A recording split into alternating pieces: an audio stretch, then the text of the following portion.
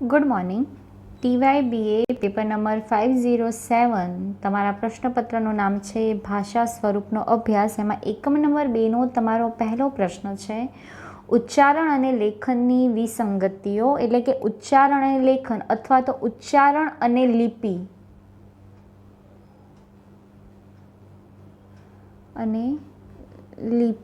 અથવા તો વાણી અને લેખન.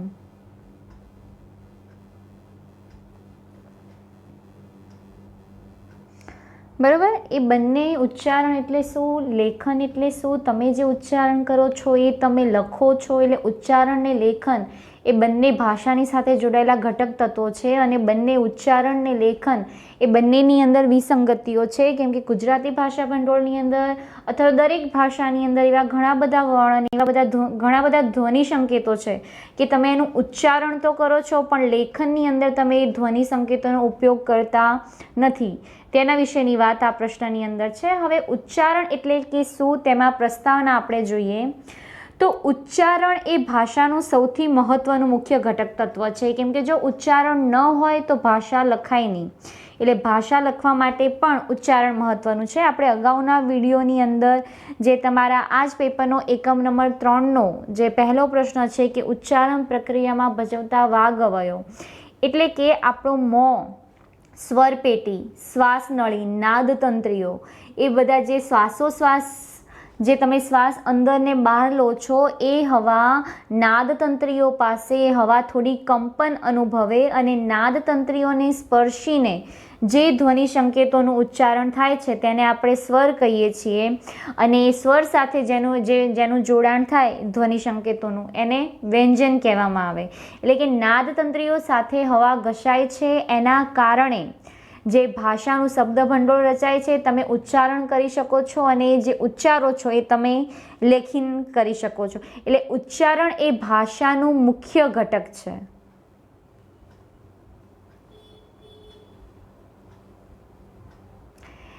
કેમ કે ઉચ્ચારણ વગર ભાષાનું શબ્દ ભંડોળ એ નક્કી નથી થતું અને ઉચ્ચારણનું સૌથી મહત્વનું જો કોઈ ઘટક તત્વ હોય તો તે ભાષા છે. એટલે કે ભાષા છે તો ઉચ્ચારણ થાય છે, પણ ભાષા હોય નહીં તો ઉચ્ચારણ થતું નથી. આપણે છે ને અગાઉના પેપર 7ના વિડીયોની અંદર પશુ પંખીઓ અને અવગમનની જે વાત કરી તો માણસ એ પ્રાણી કરતાં અલગ પડે છે. કઈ રીતે? ભાષાના કારણે. કેમ કે પ્રાણી પાસે ભાષા નથી અને મનુષ્ય પાસે ભાષા છે, તો ફક્ત આ જ કારણ આ ભાષાના કારણે જે પ્રાણી કરતાં અલગ પડે છે. કેમ કે પ્રાણી પાસે બી 2 આંખ, મોં બધું છે, કોઈ વસ્તુને સમજી પણ શકે છે. ધારો કે કોઈ ભક્ષક પ્રાણી એને મારવા આવી રહ્યું હોય તો એ ચીચી વડે પક્ષીઓને ઉડાડી દેશે, પણ કયા પૂર્વ દિશામાંથી કે ઉત્તર દિશામાંથી બિલાડી આવી રહી છે એવું સ્પષ્ટપણે નહીં કહી શકે. એટલે કે ભાષા એ ઉચ્ચારણનું સૌથી મહત્વનું તત્વ છે. પણ જ્યારે ઉચ્ચારણનું ભાષા મુખ્ય ઘટક તો છે, પણ ભાષાનું જે માળખું છે એ 3 તત્વો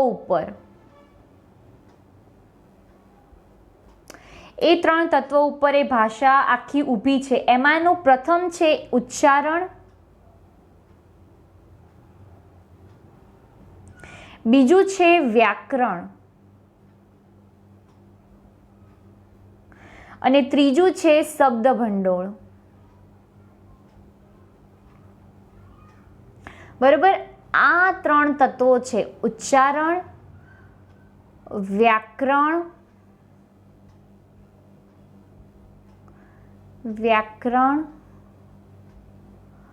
અને શબ્દ ભંડોળ. બરાબર, આ 3 ભાષાના તત્વો છે, ભાષાનું મૂળ માળખું છે. આ 3 તત્વોના કારણે ભાષાનું આખું માળખું ઘડાય છે. તમે જે ઉચ્ચારણ કરો છો એ ઉચ્ચારણની સાથે વ્યાકરણના નિયમ છે, કર્તા, કર્મ, ક્રિયાપદ, એના કારણે આખું વાક્યની રચના થાય છે. જેમ તમે ઇંગ્લિશની અંદર વાક્યની રચના કરો, કર્તા, કર્મ, ક્રિયાપદ, એ જ રીતે ગુજરાતીની અંદર પણ વાક્ય રચવા માટે કર્તા, કર્મ, ક્રિયાપદ. તમારે જ્યારે વાક્યના પ્રકારોવાળી જે ટૂંકનોંધ આવશે એની અંદર આ વ્યાકરણના નિયમો વિશેની વાત છે જ. અને શબ્દ ભંડોળ એટલે કે તમે જે ઉચ્ચારણ કરો છો એના કારણે વ્યાકરણને એને બાંધો છો ને એના કારણે ગુજરાતી ભાષાનું શબ્દ ભંડોળ તૈયાર થાય છે। આ ત્રણેય ભાષાના મહત્ત્વના ઘટક તત્વો છે। આ ત્રણ તત્વોના કારણે જ ભાષા રચાય છે, એટલે કે આ ત્રણેય ભાષાની ત્રિપાદ છે। જ્યારે લિપિ અને ઉચ્ચારણના જે ઘટકો છે, એટલે કે ઉચ્ચારણ એ સૌથી મહત્ત્વનું ભાષાનું ઘટક તત્વ છે। એની અંદર પ્રથમ ભાષાના ઘટક તત્વની અંદર સૌથી મહત્ત્વનું જો કોઈ ઘટક તત્વ હોય તો તે ઉચ્ચારણ છે। આ ત્રણેય ભાષાની ત્રિપાદ છે, એટલે કે આ ત્રણેયના કારણે ભાષા રચાય છે। ઉચ્ચારણનું સૌથી મહત્ત્વનું ઘટક તત્વ જો કોઈ હોય તો તે લિપિ છે। કેમ કે તમે જે ઉચ્ચારણ કરો છો એ લિપિ દ્રશ્ય સંકેતો દ્વારા રજૂ થાય છે। એટલે કે લિપિ એટલે કે શું? લિપિ એટલે કે તમે જે ઉચ્ચારણ કરો છો એ ઉચ્ચારણ કર્યા પછી તમે એને લખો છો, એને લિપિ કહેવામાં આવે। ધારો કે હું તમને કહું ગુજરાતી, તો તમે એ ગુજરાતી શબ્દનું ઉચ્ચારણ થયું, પણ તમે એને લિપિની અંદર લખશો તો તમે એને આ રીતે ગુજરાતી લખશો, છે ને? એટલે લોકોને જ્યારે વાંચવું હશે ત્યારે એ આ વાંચશે લિપિને, એના કારણે ઉચ્ચારી શકશે કે ગુજરાતી। એટલે બરોબર, આ લિપિ એ શું છે? દ્રશ્ય સંકેતો, એટલે કે જે સંકેતોને જોઈને તમે ઉચ્ચારણ કરી શકો એને લિપિ કહે। લિપિ એટલે કે લેખન। હું જે બોલું છું, તમે જે લખો છો, અથવા તો હું જે બોલું છું એ તમે સમજીને જે લખો છો એને લિપિ કહેવામાં આવે। એટલે કે ઉચ્ચારણની અંદર જે ભાષાની અંદર સૌથી મહત્ત્વનું ઘટક તત્વ ઉચ્ચારણ તો છે, પણ ઉચ્ચારણની સાથે લિપિ, અને લિપિ એ ઉચ્ચારણના દ્રશ્ય સંકેતો સાથે જોડાયેલી છે। એટલે કે જે શબ્દનું, જે લિપિનું, જે લેખનનું, જે વાણીનું તમે ઉચ્ચારણ કરો છો, એ ઉચ્ચારણ કર્યા પછી તમે એને શબ્દસ્થ વ્યાકરણના શબ્દ ભંડોળની અંદર એને ઉમેરો છો, એ લિપિ થાય। અને લિપિ કેવા છે? દ્રશ્ય સંકેતો। ધારો કે મેં લખ્યું ગુજરાતી, તો એ ઉચ્ચારણ થયું, અને ગુજરાતી એ શું છે? આ ધ્વનિ સંકેતના કારણે એક લેખન, એક લિપિ તૈયાર થઈ, અને આ લિપિ કોઈ વાંચીને પણ એને ઉચ્ચારી શકશે। એટલે લિપિ એ દ્રશ્ય સંકેતો સાથે જોડાયેલી એક વ્યવસ્થા છે, એક રીત છે। પરંતુ આ લિપિ અને ઉચ્ચારણની અંદર જોઈએ તો તમારે એ વાત ખાસ યાદ રાખવી પડે કે ઉચ્ચારણની અંદર અને ભાષાના જે કાર્યના અથવા તો ભાષાના કાર્યક્ષેત્રના જે ઘણા બધા ઘટક તત્વો છે એના કારણે લિપિ પ્રાપ્ત થાય છે। એનો મતલબ એ થયો કે ભાષાના જે શબ્દ ભંડોળ, ધારો કે તમે દુઃખ, બરાબર, દુઃખનું ઉચ્ચારણ કરો,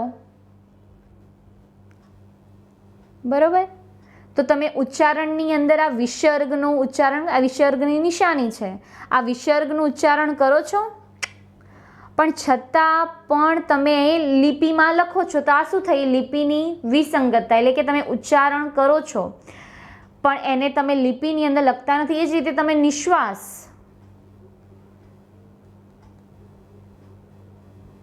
બરાબર, આ વિસર્ગ તમે લખો છો લિપિની અંદર ખરી, પણ એનું ઉચ્ચારણ કરતા નથી। એટલે કે આ બધા લિપિ અને ભાષા ઘટકોના જે કાર્યક્ષેત્ર છે એની અંદર ઘણા બધા નિયમો છે। એટલે ભાષાની કામગીરી એ છે કે લિપિને આગળ વધારે।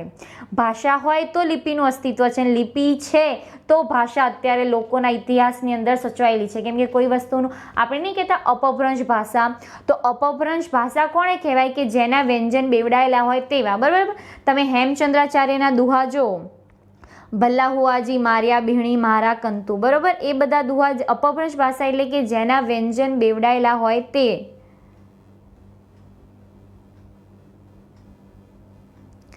એટલે આ અપભ્રંશ ભાષા લિપિની અંદર લખાઈ જ ન હોત તો અત્યારે અપભ્રંશ ભાષા એટલે કે શું? એના આપણને મૂળ તત્વો કે એના લક્ષણો મળી રહે। એટલે કે ઇતિહાસ તો મોટા ભાગે શેની અંદર સચવાયેલો છે? ભાષાની અંદર। જો ભાષા લખાતી કરતી ના હોય તો ઇતિહાસનું તો અસ્તિત્વ જ ન રહે। એટલે કે લિપિને વેગ આપનાર જો કોઈ ઘટક તત્વ હોય તો તે ભાષા છે, અને છતાં પણ ભાષાની કામગીરી એવી છે કે જે લિપિને અનિવાર્ય નથી। લિપિ હોય કે ન હોય, ભાષાના સ્વરૂપની અંદર કોઈ ફેર પડતો નથી। લિપિ નહીં હોય ગુજરાતી, લિપિ નહીં હોય તો ગુજરાતી તો એ શબ્દની અંદર બોલાવાનું છે, એનું શબ્દ ભંડોળ સેમ જ છે।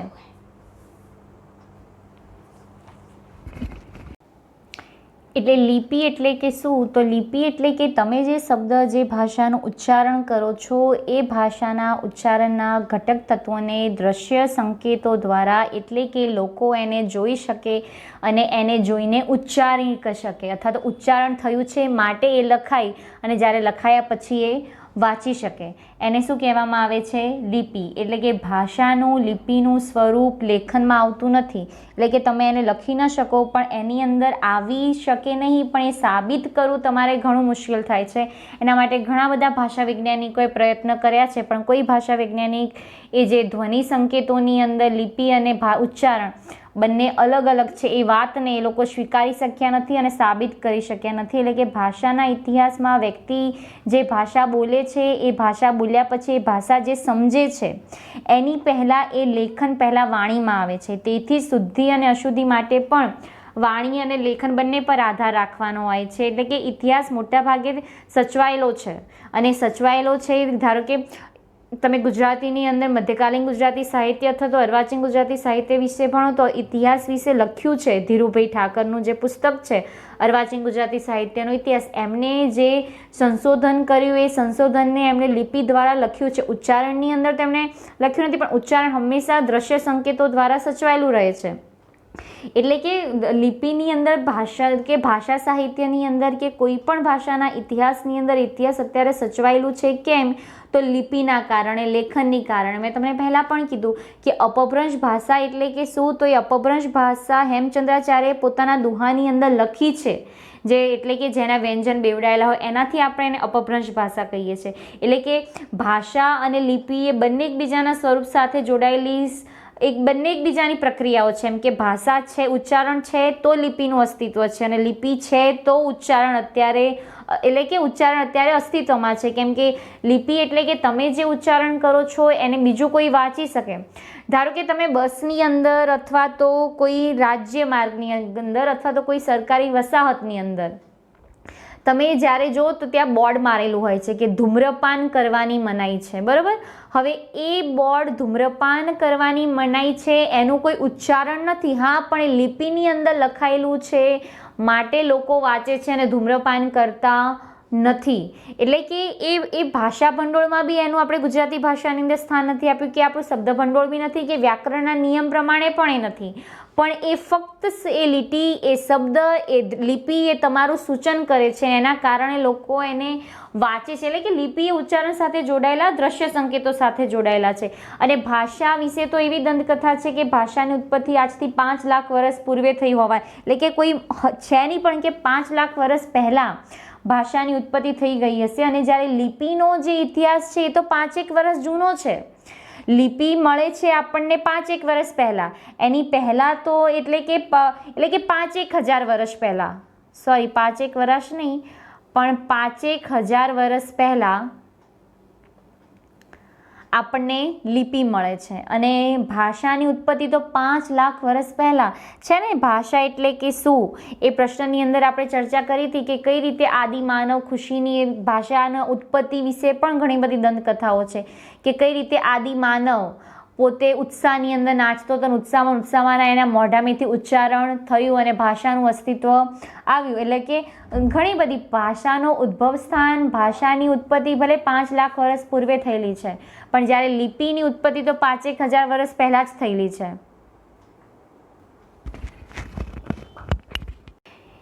એટલે કે ભાષાની ઉત્પત્તિ તો 5 લાખ વર્ષ પૂર્વે થઈ ગઈ હોવાનું માનવામાં તો આવે છે. અને જ્યારે લિપિનો ઇતિહાસ તો 5,000 વર્ષથી વધારે જૂનો નથી, અને 5,000 પહેલાં જ આપણને લિપિ મળે છે. એટલે કે લિપિ અને લેખન એટલે કે લિપિ એટલે કે લેખન જ થયું કે તમે જે બોલો છો ને તમે જે લખો છો. ક ખ ગુજરાતી એ ગુજરાતી ઉચ્ચારણ છે, ગુજરાતી એ તમે લખ્યું એ શું છે? લેખન. લિપિની અંદર ભાષા સચવાયેલી છે. હવે જ્યારે જાપાનની ભાષા જે લોકો બોલે છે એ લોકો પાસે 3-4 પ્રકારની લિપિ હોય છે. એટલે આપણે કેવું ગુજરાતી ભાષાની અંદર ગુજરાતી લખવું હોય તો તમે એને ગુજરાતીમાં આમ જ લખશો, બરાબર? હવે તમારે જ્યારે ઇંગ્લિશની અંદર લખવું હશે તો તમે એને આ રીતે લખશો.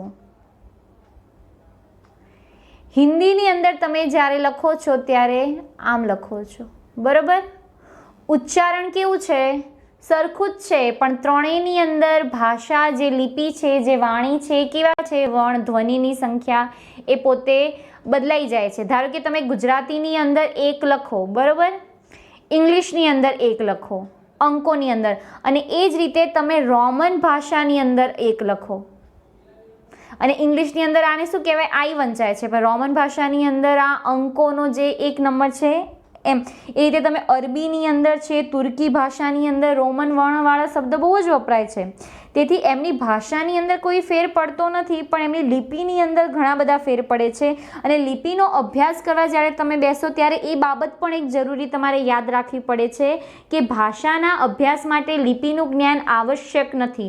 પણ હા, જો ભાષા આજે બોલાતી નથી, તેનો અભ્યાસ તેના લિખિત દસ્તાવેજોના આધારે થઈ શકે છે. એટલે કે ભાષા અત્યારે બોલાતી નથી, પણ એનો દસ્તાવેજો લિખિત એટલે કે અપભ્રંશ ભાષા સચવાયેલી ન હોત, લખેલી મળી ન હોત, તો આપણને ખબર કઈ રીતે પડત કે અપભ્રંશ ભાષા એટલે કે વ્યંજનો બેવડાયેલા હોય તેવી ભાષા. પહેલાં સંસ્કૃત ભાષા હતી, સંસ્કૃતમાંથી પાલી પ્રાકૃત આવી, પાલી પ્રાકૃતમાંથી અપભ્રંશ ભાષા આવી, અને અપભ્રંશ ભાષામાંથી બીજી બધી ભાષાઓ ઉદ્ભવેલી છે.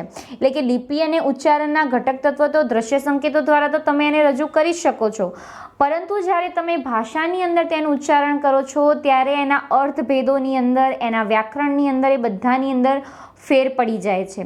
ઉચ્ચારણ અને લિપિ એ બંને ટકાઉ છે, બંને હજુ સુધી ટકી રહ્યા છે લાંબા સમય માટે. એનું કારણ એ છે કે લેખનથી ભાષા સચવાયેલી છે, અને સૌથી વધારે ભાષા લેખનના કારણે પ્રચારમાં આવે છે. ધારો કે તમે અંગ્રેજીની અંદર UNO લખો છો, બરાબર, અથવા તો ચલો USA લો, USA, બરાબર, અથવા તો આ અંગ્રેજી લિપિ છે, પણ ગુજરાતીની અંદર તમે એને લખશો તો USA.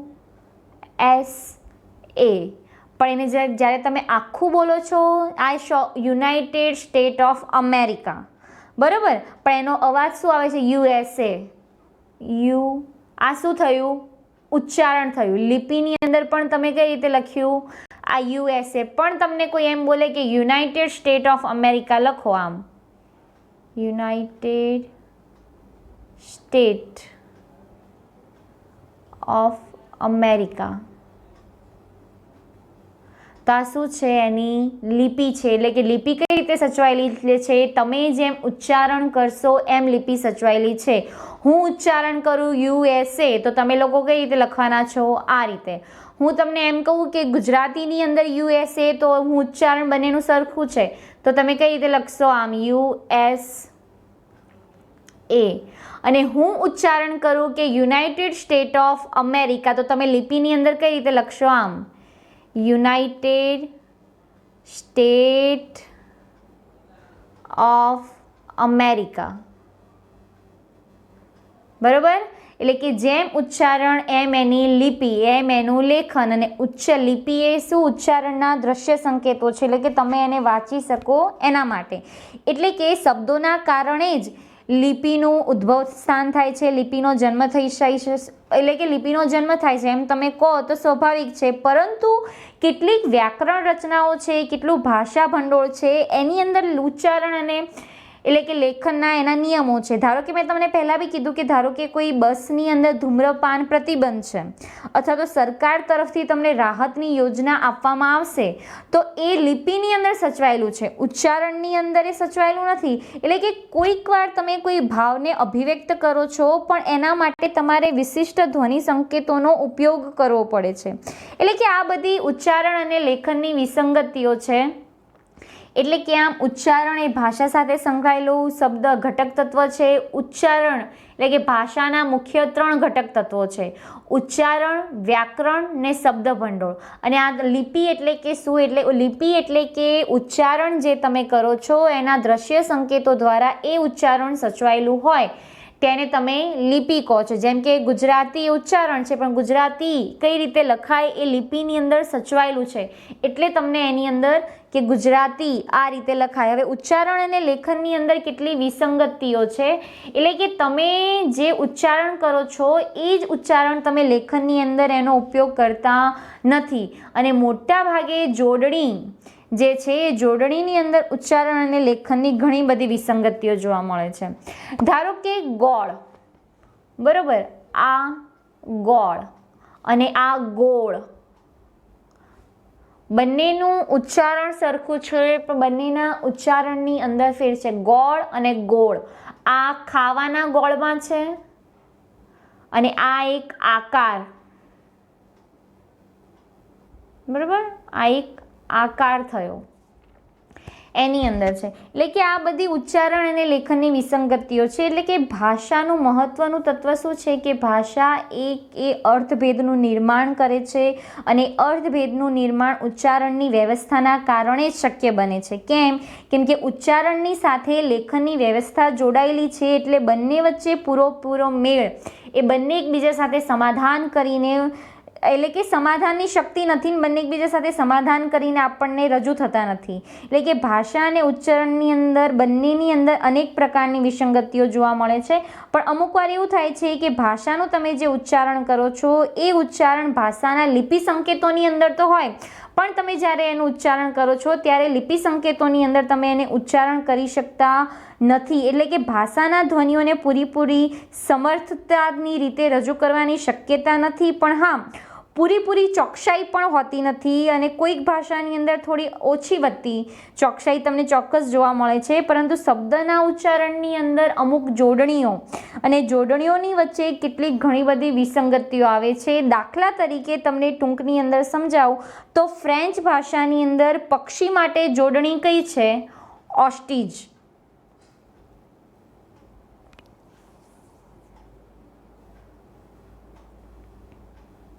બરાબર, આ પક્ષી માટે જોડણી છે. હવે તમે ગુજરાતીની અંદર એને પક્ષી આમ લખો છો, ઇંગ્લિશની અંદર તમે એને બર્ડ કહો છો. આ બધું એક જ પ્રાણી માટે અલગ અલગ ભાષાની અંદર અલગ અલગ શબ્દ પ્રયોગો છે, અલગ અલગ લેખન છે, અલગ અલગ ઉચ્ચારણ છે, પણ એ છે શું? એક જ વ્યક્તિને, એ બી પક્ષી જ છે. એને બી 2 આંખ, ચાંચ, પાંખ એ બી ઉડી શકે છે.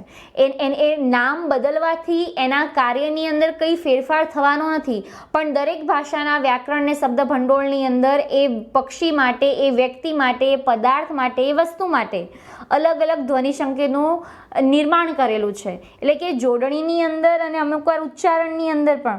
હવે ધારો કે તમે કાંત અને કાંત, બરાબર, આ હું તમને જોડણીઓની જે વિસંગતિઓ છે, તમે એનું ઉચ્ચારણ સરખું કરો છો પણ જોડણીની અંદર ફેર થાય છે. ધારો કે તમે કાંત લખો અને કાંત, બંનેનું ઉચ્ચારણ સરખું છે પણ બંનેની લિપિની અંદર ફેર છે.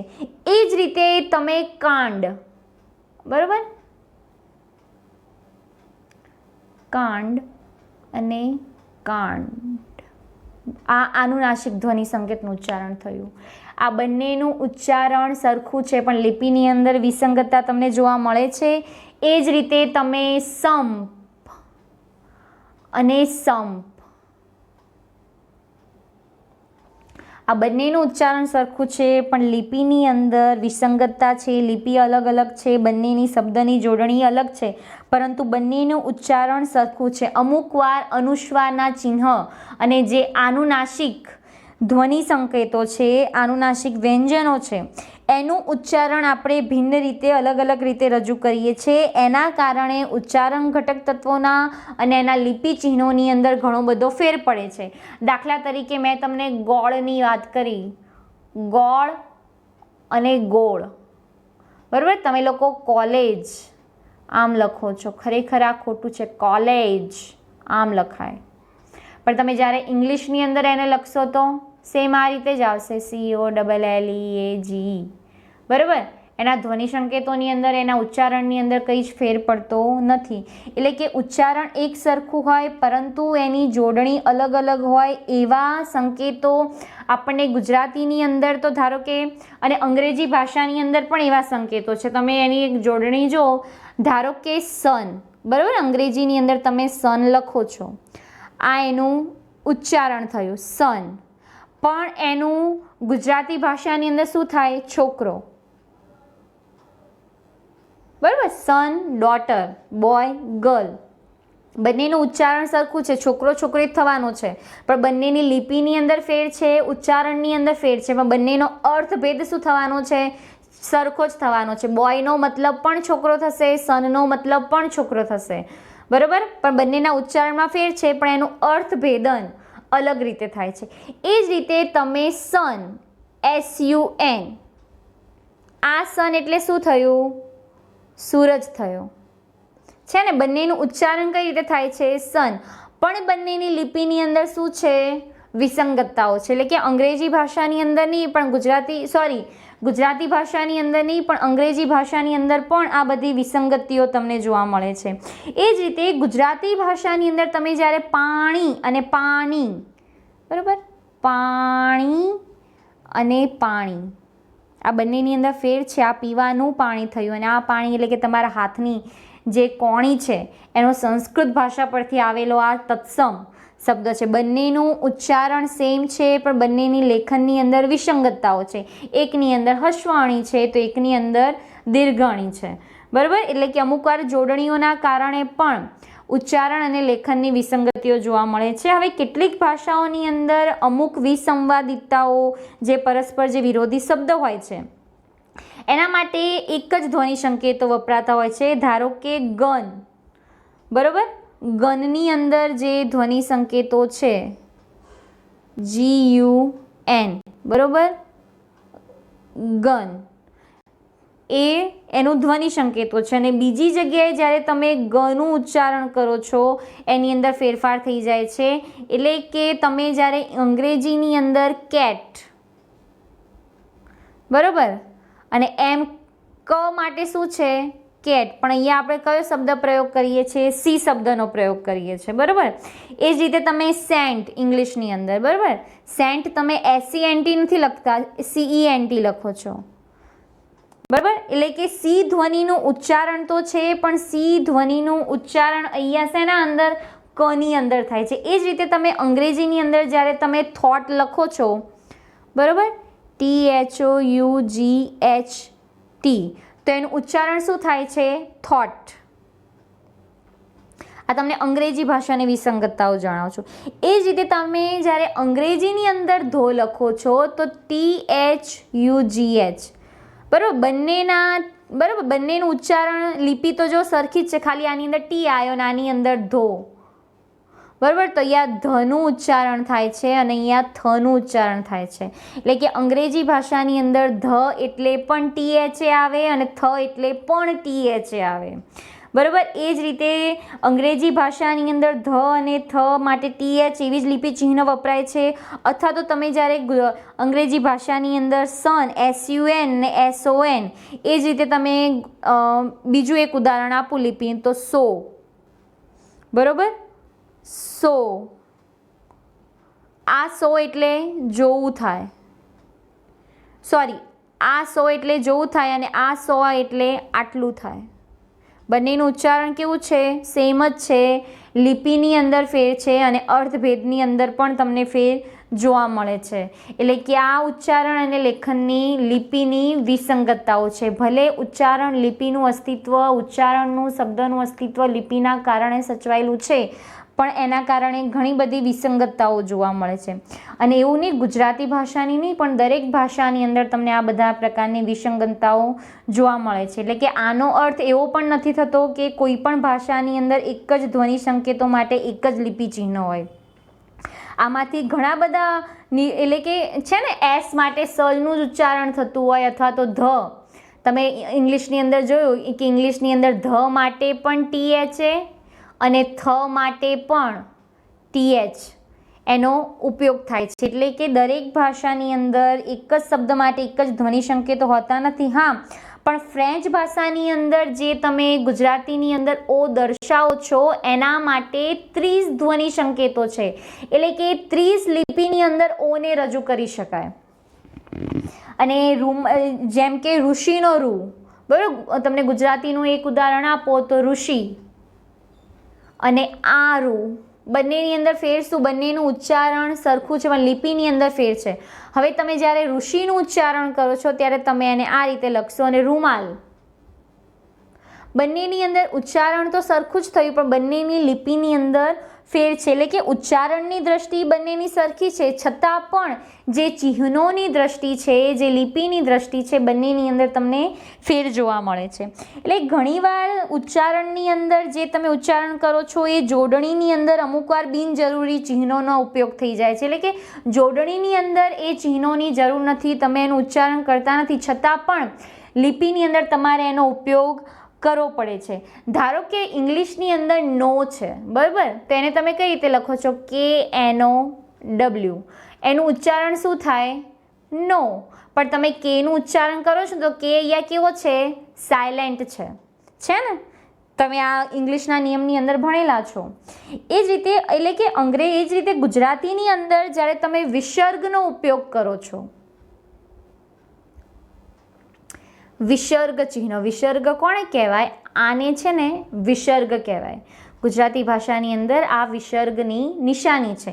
હવે જ્યારે જે જોડણીની અંદર, જે ધ્વનિ સંકેતોની અંદર, જે ભાષાની અંદર તમે જ્યારે એ લિપિનો ઉપયોગ કરો છો ત્યારે તમે વિસર્ગ લખો છો, લેખનની અંદર લેખનની અંદર, લિપિની અંદર તમે લખો છો પણ એનું ઉચ્ચારણ કરતા નથી, જેમ કે દુઃખ. બરાબર? આ તમે વિસર્ગનું લિપિની અંદર એનું અસ્તિત્વ છે પણ ઉચ્ચારણની અંદર છે દુઃખ. એ જ રીતે નિશ્વાસ, આ વિસર્ગ છે. ભલે તમે લિપિની અંદર એને લખો છો પણ ઉચ્ચારણની અંદર એ ચિહ્નનો કશું જ ઉપયોગો નથી. એટલે કે ઉચ્ચારણની અંદર એનો કોઈ ક્ષાર પણ નથી, છતાં પણ તમે લેખનની અંદર એને અનેકવાર રજૂ કરો છો. તો આ બધી શું છે? લેખનની વિસંગતિઓ છે. લેખનની મર્યાદા તો એ છે કે અમુકવાર કોઈ જવાબદાર, કોઈ અગત્યના કારણો રજૂ કરવાના હોય અને ભાષાને વધારે વિકાસ આપવાનો હોય અથવા તો ભાષાની અંદર કંઈક પરિવર્તન કરવાના હોય ત્યારે ઉચ્ચારણ બદલાય છે. અને ઉચ્ચારણ અને લેખનના જે સંકેતો છે એ સંકેતો અમુક ભાષા ભંડોળોની, અમુકને ઘણા બધા ભાષા ભંડોળની અંદર એ સચવાયેલા છે. એટલે કે ભાષાનું મૂળભૂત તત્વ, પાયારૂપ તત્વ ઉચ્ચારણ હોવા છતાં પણ લેખન એટલે કે લિપિનો પણ એક મહત્વનું તત્વ છે. એના કારણે જ, કેમ કે તમે યુએનઓ ધારો કે ઇંગ્લિશની અંદર લખો છો, યુનાઇટેડ નેશન ઓર્ગેનાઇઝેશન, યુનો, એ લિપિને વિશિષ્ટ રીતે ઉચ્ચારણના કારણે એક ઉદ્ભવેલું છે. વિશિષ્ટ રીતે ઉદ્ભવેલું તમે એ રીતે કહી શકો કે સંસ્કૃતિની અંદર જે વિકાસનું જે ઉચ્ચારણ છે એના કરતાં લિપિની અંદર ઘણી બધી શક્તિઓ છે. અને આ જે વિકાસશીલ સંસ્કૃતિ છે એની અંદર લાખો લોકોએ જે વર્તમાન પત્રોની અંદર જે વાચન રૂપે જે પોતાના વિકાસશીલ, પોતાના દેશની વિકસિત તે જે દર્શાવી છે એ ભાષાના કારણે સચવાયેલી છે. એટલે કે સાહિત્ય વિજ્ઞાનની અંદર અને કાયદાના લેખનની અંદર આવું સવિશેષ બને છે. તો એ કઈ રીતે? તો કેટલાક શબ્દ પ્રયોગો એવા છે, ધારો કે કાયદાની અંદર અને સાહિત્યની લિપિની અંદર, કે અમુક વાક્ય રચનાઓ અમુક શબ્દ પ્રયોગની અંદર કે અમુક કાયદાકીય ભાષાની અંદર જ એ બધા શબ્દ ભંડોળ થતા હોય. એ સ્વાભાવિક છે. એ બધી લેખનની વિસંગતિઓ ન કહેવાય. ધારો કે મેં તમને કે બસની અંદર કે સરકાર તરફથી રાહત કેન્દ્રો ખોલવામાં આવશે કે અહીંયા ધૂમ્રપાન પર પ્રતિબંધ છે, આ બધા વ્યાકરણ ભંડોળની અંદર સ્થાન નથી પણ જે તે પરિસ્થિતિને અનુરૂપ એની લિપિ થયેલી છે. એટલે ઉચ્ચારણની અંદર આવતા જે સ્વરો છે, જે વ્યંજનો છે, એ બધાને વ્યક્ત કરવાની જે સગવડ છે એ લિપિને કારણે નિર્માણ થાય છે. અને આ બધા જ માટે એક વિશિષ્ટ સંકેતો, જે વિરામચિહ્નો છે, જે વિસર્ગ છે, જે શબ્દક્રમો છે, એ બધા લિપિના કારણે જ એ લોકો અસ્તિત્વમાં આવ્યા છે. આમ લિપિ એ ભાષાની જુદી એક અલગ છટા હોવાથી એ સૌને પ્રતીતિ તો થાય છે પણ ઉચ્ચારણ કરતાં લિપિની અંદર જે ચિરકાલીનતા છે એ લાક્ષણિક બની રહે છે. પરંતુ ઉચ્ચારણ એ ભાષાનું સૌથી મહત્ત્વનું ઘટક તત્વ છે. આમ ઉચ્ચારણ એટલે કે શું? એ ઉચ્ચારણ અને લેખનની વિસંગતિ, આ બંને, આ પ્રશ્ન એટલે કે ઉચ્ચારણ અને લેખન અથવા તો ઉચ્ચારણ અને લિપિ, આ બંનેની વિસંગતિઓ, બંને વચ્ચેનો ભેદ અથવા તો બંને વચ્ચેનો તફાવત, આ ટૂંકનોટ સ્વરૂપે પણ આ પ્રશ્ન પૂછાય છે અને જનરલ પ્રશ્ન તરીકે પણ આ પ્રશ્ન તમારે પૂછાય છે. અને એમાં ઉચ્ચારણ એટલે કે તમે જે ઉચ્ચારણ અથવા તો જે ભાષાનું ઉચ્ચારણ કરો છો તે ઉચ્ચારણ એ ભાષાનું સૌથી મહત્ત્વનું ઘટક તત્વ છે. જે ઉચ્ચારણ, વ્યાકરણ ને શબ્દ ભંડોળ, એ જે ત્રિપાદ છે એની અંદર ઉચ્ચારણ સૌથી પ્રથમ છે. અને ઉચ્ચારણ અને એના પછી તમે જે ઉચ્ચારણ કરો છો એ લિપિની અંદર સચવાયેલું છે. માટે લિપિ એ ઉચ્ચારણના દ્રશ્ય સંકેતો છે. ગુજરાતી એ મેં ઉચ્ચારણ કર્યું પણ એ લિપિની અંદર કઈ રીતે સચવાયેલું રહ્યું? તો લિપિની અંદર એ લખાયું ગુજરાતી. એટલે કે જ્યારે પણ એ જોઈને, એ દ્રશ્ય કરીને તમે જ્યારે એ સંકેતોને વાંચશો તો એ શું થયું? ઉચ્ચારણ થયું. હવે ઉચ્ચારણ અને લેખનની કેટલી ઘણી બધી આપણે વિસંગતતાઓ જે ગુજરાતી ભાષાની અંદરની પણ અંગ્રેજી ભાષાની અંદર પણ એક જ પ્રાણી માટે અલગ અલગ ધ્વનિ સંકેતો છે, અલગ અલગ લિપિ છે. ગુજરાતી ભાષાની અંદર અમુક ચિહ્નો, અમુક વિસર્ગો એવા છે કે તમે એને લિપિની અંદર મૂકો છો પણ એનું ઉચ્ચારણ કરી શકતા નથી. આ બધી શું છે? ઉચ્ચારણ અને લેખનની વિસંગતતાઓ છે. બંને વચ્ચેનો તફાવત છે, બંને વચ્ચેનો ભેદ છે. આમાં પ્રશ્ન તમારો અહીંયા પૂરો થાય છે.